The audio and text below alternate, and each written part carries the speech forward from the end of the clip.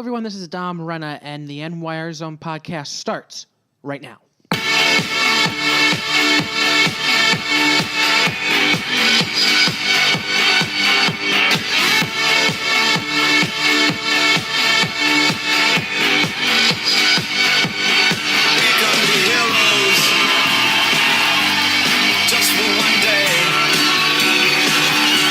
Welcome inside another week's edition of the NYR Zone podcast. We're back after our week hiatus due to travel issues.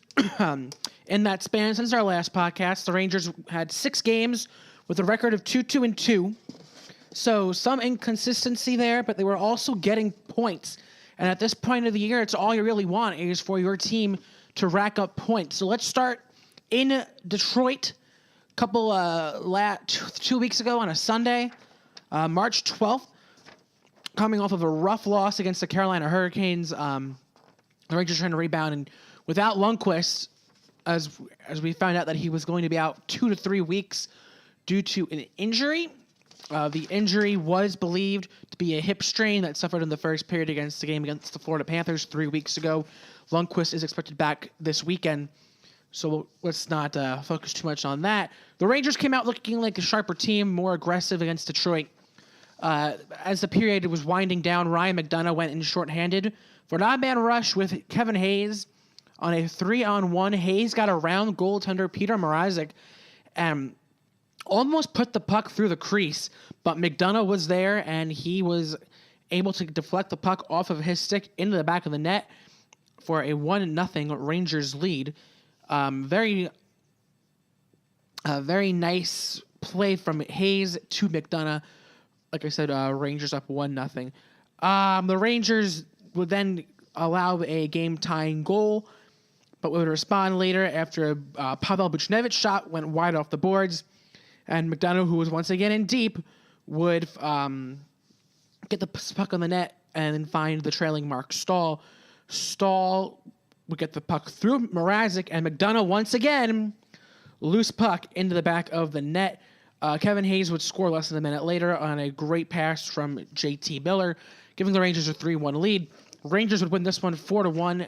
The fourth goal was from Derek Stepan, who ended his 24-game goalless drought. It was also a power play goal, which has been improving over the last few weeks. That was the Rangers' last game at the Joe, as the Red Wings get set to play in a new arena next season. Rangers won that one by the score of 4-1. Antti Raanta with the 14th win of the season. And for the Red Wings, it was another blow in their playoff hunt. The Rangers will be back in action the next night, right before the big snowstorm came in against the Tampa Bay Lightning, where the Rangers were looking to turn around their home woes, which, as I'm sure we all know, has not been the case. They lost their 5th straight against the Tampa Bay Lightning, who the Rangers played pretty well against. They were looking to sweep the season series against the Lightning. Peter Budaj was in net against Antti Raanta. Steven Kampfer scored his first goal as a Ranger, giving the Rangers a 1-0 lead. Braden Point had a tap-in to tie the game just 2 minutes after the Kampfer's goal. And then Gabriel Dumont would put the Tampa Bay Lightning up top 2-1. It was a deflection from a Jason Garrison shot from the point, beating Raanta, putting up Tampa Bay 2-1. Then Michael Grabner was back. Grabner and Nash returned against the Detroit Red Wings. Excuse me for that. Grabner broke his 10-game goalless streak, capitalizing on a turnover from Garrison, beat Budaj, and tied the game at 2. Both teams came out in the third period very reluctant to really do anything, per se.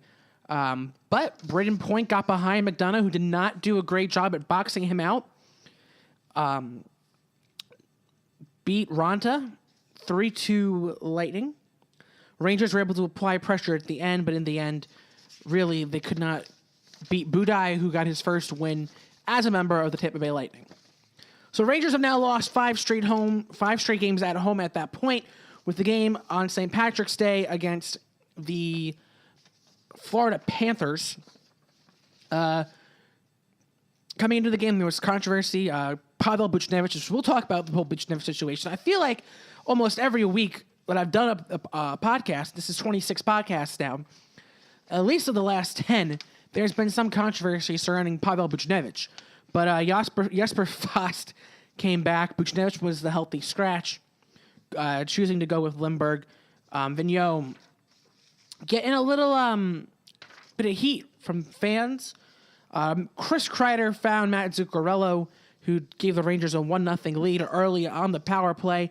And then a few minutes later, Mika Zibanejad got just with a simple board play, found Brendan Smith, who found JT Miller, giving the Rangers a 2-0 lead. And then from that point forward, all the momentum went to Florida, who was playing their second game of a back-to-back. Took them a while to get their legs going in this one. A minute and a half into the second period, Huberdeau, who was playing in his 18th game of the season due to injury, scored his 6th goal of the season. Then later on in the period on the power play, Jussi Jokinen with wide open net after a beautiful passing play from Thomas Vanek at the right point. Game tied at 2 going into the third period. The Rangers really did not play well at the beginning of the third period. Alexander Barkov with another beautiful play put the Panthers up 3-2. Later on in the period, Matt Zuccarello would tie the game with his second goal of the game. 3-3 going to overtime. Nothing at all. It went down in the overtime period. There were some nice chances. Neither team scored. This game needed a shootout. In the shootout, Matt Zuccarello went up first. He was stopped by Reimer. Barkov with a beautiful backhand goal on Ronta in the shootout. And then the Rangers needed Michael Grabner to score to keep the game alive.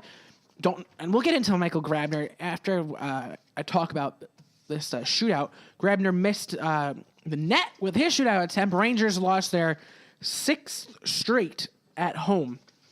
Now, I had a real issue with how that game ended, because why the hell is Michael Grabner shooting in a shootout ahead of Rick Nash, Derek Stepan, Chris Kreider, Kevin Hayes, JT Miller, Jimmy Vesey? Now, yes, I get Michael Grabner's having a great season, but even though he might be a little bit more important than some of those other players, but those players are 10 times better in a shootout than Michael Grabner is. I think that was Grabner's first shootout attempt all season. Very inconsistent lineup situation there from Alain Vigneault. Nonetheless, the Rangers would travel the next night, Saturday night on March 18th, to face the Minnesota Wild on the road, looking to avenge a game that they played earlier in the season where they pretty much got killed at home. Rangers won their 26th game on the road. Record away from the Garden is 26-9-1. A very sloppy first period. Team barely got into the offensive zone. They were trapped in the neutral zone. Former Ranger Eric Stahl, who's having a great season for Minnesota, ripped a shot close in between the circles. Passed Ronta for the 1-0 lead about 8 minutes in. Rangers would answer back 8 minutes later. Off a face-off, Brady Shea, one-timer from Matt Zuccarello at the right circle to tie things up. Going to the locker room tied at 1. In the third period, the Rangers' struggles continued. But I'm jumping ahead of myself because we skipped the entire second period. Oscar Lindberg cashed in at 12:14. Nice pass from Miller to Lindberg, who went top shelf on Dubnyk, giving the Rangers a 2-1 lead. Later on in the period, Jimmy Vesey would follow up with a goal off of the rebound after a nice shot from Buchnevich. So the Rangers were up by 2 going into the third period. And the Rangers' penalty kill continued to struggle in this one. Matt Dumba scored with absolutely no effort from the Blue Shirts. Special teams have been a big issue of lately. Rangers won that game by a score of 3-2, winning their 26th game of the season. With their next game on the road as well in New Jersey, Rangers were looking to sweep the season series against the Devils, but Corey Schneider was said that's not happening. Third game of the 4-game set between the Rangers and Devils that went into overtime. Schneider made 38 saves for the win.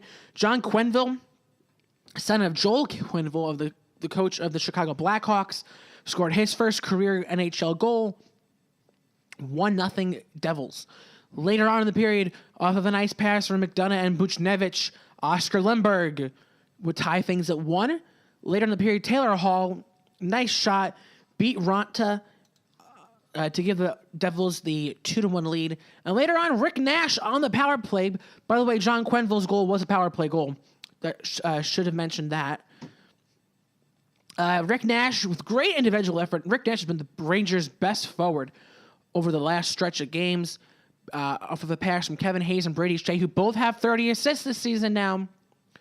Tied things at 2. Nash's 19th of the season on the power play. This game would require overtime. Rangers had some great chances in overtime, but Schneider was there to deny them really pretty much anything. With about a little under a minute, about 55 seconds to go in the overtime period, Joseph Blandisi scored his 3rd of the season, winning it for the Devils. Rangers lost in overtime, got a point.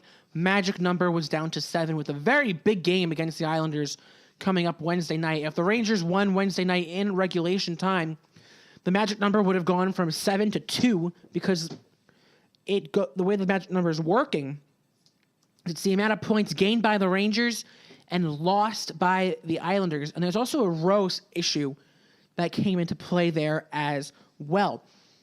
So the Rangers and the Islanders. Matt Zuccarello with the early goal on the power play. Nice play from Mika Zibanejad, which I originally thought was a loose puck, but it wasn't. Zibanejad placed it perfectly to give the Rangers a 1-0 lead. Then later on in the period, a little bit over a minute, it was actually 1 minute and 6 seconds. Anders Lee tied the game at 1. No effort once again. Great play from Josh Ho-Sang on that play. He had a nice backhand pass to Nick Leddy. And then Leddy found Bavoulier on the rush, and who found Anders Lee to give, for his 27th goal of the season, 1-1 the score. Later on in the period, Rick Nash not on the power play, my apologies there. Rick Nash, off of a pass from Oscar Lindberg, broke in alone on Thomas Greiss. And Nash just power moved his way in. Greiss got a piece of it, but not enough as the puck trickled past the goal line, giving Rick Nash his 20th of the season. Rangers a 2-1 lead going into the third period. It's Nash's 12th season of his career, scoring 20 or more goals. I also believe that he's had one season without scoring 20, and that was last season. Going into the third period, Rangers had the lead up by 1 and had not yet given up a power play goal. So naturally, they give up 2. Nikolai Kulemin took advantage of a really lucky play. It was a double skate deflection from Bavoulier to Kulemin off of a shot from Josh Ho-Sang, tying things at 2. Then later on in the period, Michael Grabner took a delay of game penalty. Not what you want. Not a great penalty either. And Andrew Ladd scores his 20th of the season, putting the Islanders up 3-2, winning the game by that score. Now, numbers that aren't going to make you happy, just from looking at them. Rangers have allowed a power play goal in 8 straight games. Yeah, I'm going to get a little angry about that. 8 straight games, the Rangers have allowed a power play goal. What is going on with this penalty kill? Remember how they were a top 10 team in the league at one point? Well, now they're a bottom 10 team. I wish you look at the numbers at home. We'll get into their home struggles later on. But first, I want to get into the Extra Effort Award and my take on that. Everyone knows the Stephen McDonald Extra Effort Award goes to the Ranger player voted on by the fans that we feel goes above and beyond every season. Last year's winner was Matt Zuccarello. The year before that was Cam Talbot. So those are the last 2 winners. I remember Ryan Callahan got him a lot. I believe Zuccarello won after Callahan left the first year. I believe the last 3 winners were Zuccarello, Talbot, Zuccarello. This year is a lot of players to choose from for who can win the Extra Effort Award. And you can make a case for almost every player, every regular player on this team. Let's look at JT Miller for a minute. Miller's having a career year after he had a career year last year. Been one of the Rangers' most consistent players all season, despite the lack of consistency the last few games, but he's arguably been their best player all season. Kills penalties, plays power play time. He's really improved his game defensively, takes the body. So Miller should get some votes. He might actually win this whole thing. Then you have Kevin Hayes. Kevin Hayes, who I've argued at points throughout the season, is arguably this team's MVP this season. When Mika Zibanejad stepped out for a few weeks because of his injury, Hayes stepped up, had to play a second center role, and he really brought together the line of Miller of the Hey Grab Me a Miller line, a line of Michael Grabner, Kevin Hayes, and JT Miller. Hayes also having a career year in assists, also in points. Then you have Michael Grabner, who's having a revelation of a season, considering what he's done the last few seasons with his 27 goals. He's obviously gonna get some votes for that. Matt Zuccarello, who always does the little things, and that's a lot of reasons why Ranger fans love him so much, is he does more than some other players. Chris Kreider can get some votes for that. Defensively speaking, Ryan McDonough has stepped up really, really well this year. Brady Shea's been a great player. He's done a lot of good work. How about Jesper Fast? I always vote for Jesper Fast every year. I'll continue to do it until he wins, because Fast does so many things that goes unnoticed, and everyone complains, oh yeah, Fast, AV's favorite little guy, plays top 6 minutes when he shouldn't even be in the top 6. He's a bottom 9 forward. Well, he is a bottom 9 forward, but he does so many little things. That's what gets him to the top 6. So there's always an option there. You have Kreider, Nash. Rick Nash can get some votes. This award can go any way possible this year. Lundqvist can get some votes because he's had a rough year, but he's still been able to put it all together. Antti Ranta's going to get some votes because of how he's played that 5-game stretch earlier in the season, and him having to step up over the last 7 or so due to the injury of Lundqvist. So there's so many players on this team that deserves it. Ryan McDonough, I already mentioned. Dan Girardi can even get some votes. This award can go many ways. Many ways. But it will be awarded at the Rangers, one of the Rangers' last home games of the season. And let's talk about the home struggles. They've lost 7 straight. 2 points in those 7 games, 0-5-2. Scored 13 goals. They've given up 26. 2 for 18 on the power play. 9 for 16 on the penalty kill. Those numbers are bad. And anyone who watches this team on a consistent basis knows that it's bad. The penalty kill has been a problem over the last stretch of games. It's obvious. They've given up a power play goal 7 times in that span. Ideally, it's not what you want at all. At all. This team's going to go nowhere if they don't start winning at home. Now, yes, you're saying, well, that's why they're the first wild card team. That's why you want to be the first wild card team, because you're going to play most of your games on the road. Well, guess what? 3 games are still going to be played at Madison Square Garden in a 7-game series if it goes 7. That's just the way it's going to work. That's just how the playoffs work. You can't solely depend on winning on the road. And the funny thing is, last year they were horrible on the road, and at home they were pretty solid. It's a complete reversal. So the number that really bothers me is the penalty kill. Goals against at home has gone up. And I had a conversation with someone. They play an East-West game at home instead of a North-South game. On the road, they keep it simple and play North-South. At home, they try and get too fancy, trying to impress the crowd, or if they have anyone in the crowd that they're trying to impress. I don't know. It's just they need to figure it out ASAP, because if they don't, they're going to be in big trouble. Pavel Buchnevich talk now. Tanner Glasses was recalled prior to the Tampa Bay Lightning game 3 weeks ago. Played in a few games. When Jesper Foss was out, Foss came back. Buchnevich was the healthy scratch. Pavel Buchnevich is still a rookie. There's still a learning curve. Jimmy Vesey is still a rookie. There's still a learning curve. Why is Buchnevich scratched and not Vesey? Who's been the most consistent player this season? Jimmy Vesey. Now, the argument is also, well, Vesey's been more consistent because he's had more playing time. Well, Vesey did not get hurt. And Vesey's looked, even though he hasn't scored a goal, he's been in like a weird scoring funk over the last few weeks. It's been a pretty good forward for this team over the last few weeks.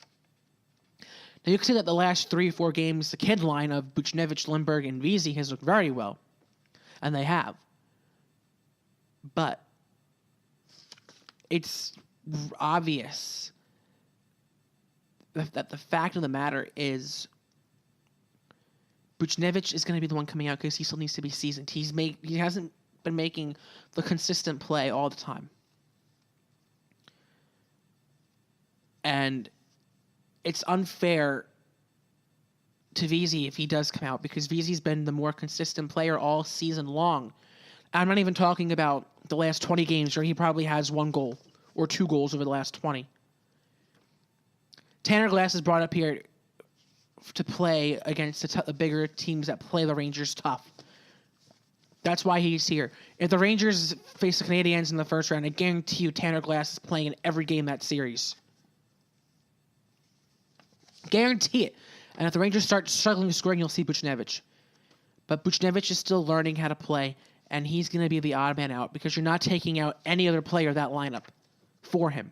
You're just not. It's not going to happen. So I want to put this Tanner Glass versus Pavel Buchnevich thing to rest because Glass has played really well in the games he played. If you remember against the Islanders, that game really had not much going on until the Tanner Glass fight. Then once Glass fought, the Rangers scored 2 goals. So I get why you want Buchnevich, and I like Buchnevich. I think Buchnevich is a better overall player than Jimmy Vesey, and he'll be a better player than Vesey. But at this point in time, Jimmy Vesey is a better player than Buchnevich, and that's why Buchnevich is the odd man out in this whole situation. Because Tanner Glass is going to get games against tougher teams. And also, Buchnevich has been dealing with some game discomfort after running into the boards at practice. So it's a bit of everything. Also, there was the fact that AV did say that they're going to try and get Buchnevich some days off earlier when he came back from his injury. So you got to remember that too. All right, let's talk about around the league. Let's look at the playoff picture. Rangers' magic number is 7. There are 4 teams that have clinched playoff berths already. The Washington Capitals, the Pittsburgh Penguins, the Columbus Blue Jackets, the Chicago Blackhawks, and that's it. Not 4 teams, 3. Yeah, 4 teams. I'm sorry. My math was off for a minute. 4 teams are in the playoffs. They are locked in. Seeding is still to be determined. But what if the season ended today? What would the matchups be? Let's start in the West. It'll be Chicago, Nashville, Minnesota, St. Louis. And those are good, interesting matchups. Then it would be San Jose, Calgary, Anaheim, Edmonton. Calgary, and this 15-game stretch that they've been on, has really played themselves into a playoff spot, which forced them from possibly becoming sellers at the trade deadline to going into a wild card spot. And the Edmonton-Anaheim matchup will be a fun matchup to watch if that is indeed what happens. And good for Edmonton, good for Cam Talbot. Cam Talbot's having a great year. One of the top goalies in the league. Kevin Weeks has been arguing on a NHL Network that he would vote for him for the Vezina. Now let's look in the East. We have Montreal against the Rangers. Most likely the Rangers will finish in that top wild card spot with the way things are going. We'll look at the standings in just a moment. Then you have Ottawa and Toronto. That's going to be fun to watch. Ottawa's right on Montreal's tail, though, for first in the Atlantic. Then we go into the Metropolitan bracket, where we have the Capitals playing the Boston Bruins, who have the Islanders right behind them. The Bruins did not help themselves last night with the loss. Then you have Penguins and the Blue Jackets, who are jockeying for position as well. So let's look at the standings real quickly. It is a real battle for first in the Metro, and you can pretty much count the Rangers out of that battle now. They trail by 10 points with about 8 games to play. Sorry, my math was off by 1. With 8 games to play. And all those teams have a game in hand. So the Rangers realistically are going to finish as the top wild card team. They have a 12-point lead over the Bruins for that number 1 wild card spot. 14 points over the Islanders for that number 1 wild card spot. It's going to be real interesting in the Atlantic. You have the Canadiens have a 1-point lead over the Senators, who have a game at hand. The 1 point is an overtime loss. So we'll see how that affects that, and then that overtime loss thing is going to come back to bite. That's just going to be great. In the West, it kind of looks like Chicago is running away with their division. They have an 8-point lead over the Wild. And then St. Louis is there with 85 points. San Jose has a 2-point lead over the Ducks and the Oilers. And then, things are really tight in the West, too. Calgary and Nashville are 2 wild card teams. Calgary up by a point for the first wild card spot. LA is starting to look like they're falling out of the picture a little bit. They're 8 points out with 9 games to play. Now, before we end this week's edition, I want to talk about Sidney Crosby. He's had a very interesting week. He scored a beautiful goal against Buffalo, one-handed goal. It was gorgeous. I'll give him that. But in that game, he had a questionable slash to the groin area of Ryan O'Reilly. Then later in the game, Rasmus Ristolainen, boarding major, game misconduct, 3-game suspension. Crosby gets nothing out of that whole ordeal. Not even a fine. Not even a fine. That's what gets me upset. Not the fact that Crosby's not going to get suspended or anything, because he's the league's poster boy. He's the best player in the league, and why do you suspend your top player in the league? Because you just don't do that. You don't suspend your best players. But the fact that we're going to let Crosby get away with that, guys, it's ridiculous. There's a double standard, and it's a joke. Now you're going to be like, oh, well, if it was a Ranger player, you're not going to react the same way. Yeah, I would. Chris Kreider last year had everyone knows he was still learning how to play with his body. Big hit. I don't remember who the team was against, but he got a game misconduct for it. I said, you know what? He deserved the game misconduct. You can't be making that kind of hit. Looking at it from a league perspective, Sidney Crosby should have received some form of discipline, whether it was a game suspension or a fine. Regardless of who the player is. And then when you have guys like Brad Marchand who gets away with every single little thing. You also have guys like I forgot who. Tom Wilson, who has a bad hit, gets a game or two. Ovechkin does things throughout every now and then that he's not going to get called for. It's a joke. And you know what? Before I say that, what I was going to say there, it also goes with the in-game stuff too. The officiating has been god-awful this year. Start calling it the same way. Whether it's your officials in a game calling penalties the same way, or if you're going to issue discipline for player safety. Because what Crosby did is not player safety. Not at all. I mean, you have what he did last night to Mathot, where his finger was literally hanging off. Now, I mean, obviously he's not going to hear anything from that, but they didn't even think to look into what Crosby did to O'Reilly. Just kind of get that off my chest a little bit. It's very frustrating. Let's look at the upcoming schedule. Like I said, Rangers magic numbers down to 7. They begin a West Coast trip tomorrow night in LA, 10:30 against the Kings. Back-to-back set. One of the last back-to-back sets they will play. Kings at 10:30, then the Ducks at 9. Then on Tuesday night in San Jose at 10:30, 2 days off.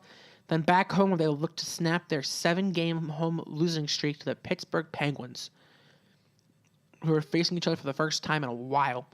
Then they'll be back in action April 2nd against the Flyers.